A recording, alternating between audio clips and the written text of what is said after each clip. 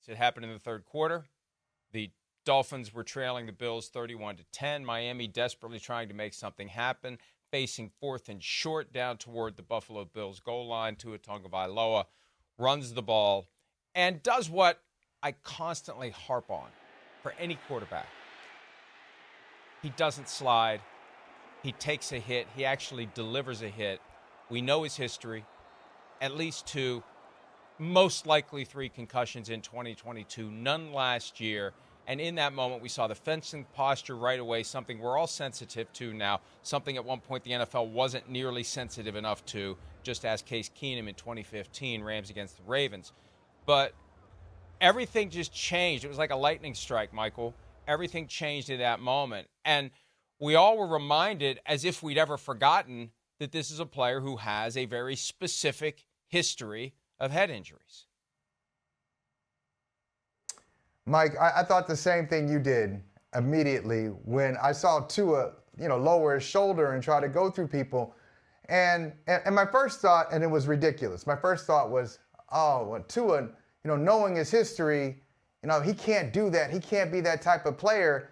And as and I start calling myself out, like, wait a minute, it's football, and you can't really do that. I'm trying to come up with all these scenarios where Tua won't have these concussions. I'm thinking about guardian caps, and I'm thinking about, hey, just stay in the pocket, slide there instead of trying to go through the player. And the fact is, and this is why there's so much tension in this conversation with Tua and his family going forward, is it really comes down to this, Mike. Is he going to continue to play football and put himself at risk? Because that's what playing football does for anybody.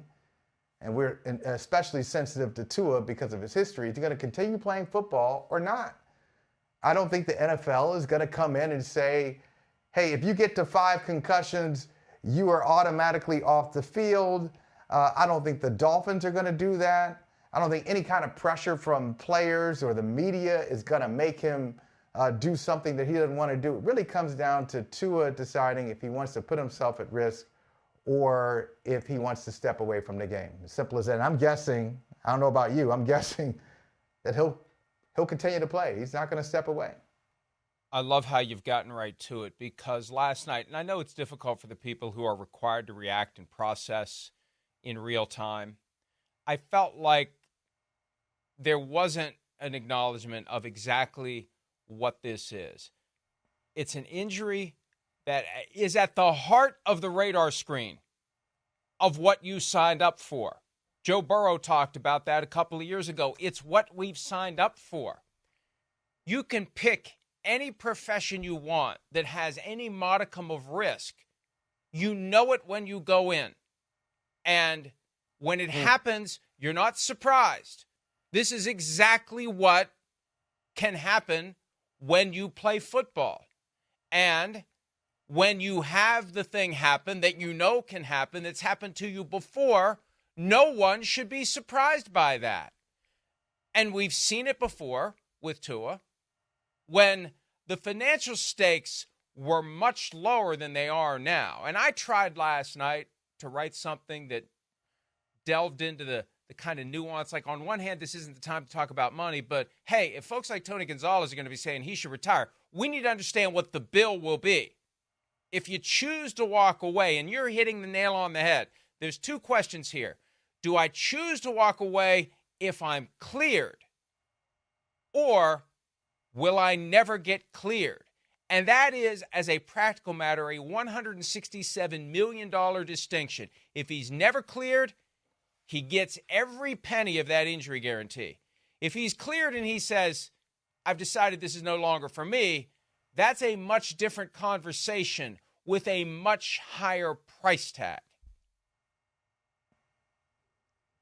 And Mike, I wonder if this came up, and if it did and I missed it, that's on me, but I wonder if this was a part of the conversation with Tua, with the negotiation, with the contract that he just signed. Is this something that they haggled over for even an extra couple of days or a couple of weeks, trying to figure out, hey, where are you here? What can we do? What can you do? when it comes to concussions. I don't know if that was a part of it, but I'm guessing it wasn't, because it goes back to what you just said. It's a part of football. And I was watching last night, and I remembered a conversation I had with Michael Irvin years ago. It was probably like 5 years ago. And I said, Michael, if you knew then what you know now about head injuries, I mean, you played in the 1990s, primarily, late 80s, 1990s, and we weren't talking about this stuff then. The NFL wasn't talking about it well into the 21st century. It took a while for people to get on board. But I said to Irvin, I said, if you knew then what you know now about head injuries, would it change your career? You know what he said? He said, I resent the question. I said, what do you mean? He said, I resent the question. He said, I may have a shorter life, but it's a better life. He said, football has done so much for me. It's done a lot for my family. It has allowed me to do things that I never would have done before. And so if there's risk attached to that, if I don't live as long as somebody else who didn't play football, I've had a great life. And it sounds to us like I don't like getting hit. I don't like getting hit at all. So it sounds to us, but what are you talking about? But I would guess, Mike, that most professional football players feel that way. Most of them feel that, hey, this is what I signed up for. And I know as long as I have the information going in, what can happen, I'm good. The problem is if you hide the information from me and then I go out there and I didn't know, maybe that's a different conversation. But I think a lot of guys feel the same way Michael Irvin does. Well, I'll go back 14 years to when the concussion class action was raging in the court system and ultimately was settled. One of the biggest potential weaknesses for the plaintiffs was if you get a guy on a witness stand who played in the NFL and he testifies truthfully and you ask him, if you had known all this stuff that you claim we hid from you, would you have not played football? The truthful answer would be the Michael Irvin answer for the vast majority of those players. They still would have played. And I think at some level folks realized, because I remember my dad used to take me to boxing all the time when I was a kid, and he'd talk about guys becoming punch drunk. I think we all had a visceral notion that it's not good for the human body to be doing what football players do for our amusement and entertainment. So I don't think anybody was really surprised when CTE was diagnosed and the concussion epiphany happened October of 2009 for the NFL at the direct urging of Congress. But I think a lot of guys from the old days who didn't know, wouldn't know, weren't told, that weird, mild, traumatic brain injury committee the NFL had that persisted for 15 years in delaying the reckoning, they still would have played. And that brings us back to Tua, because no one can say he doesn't know the risk. No one can say that there's anything that's been hidden from him.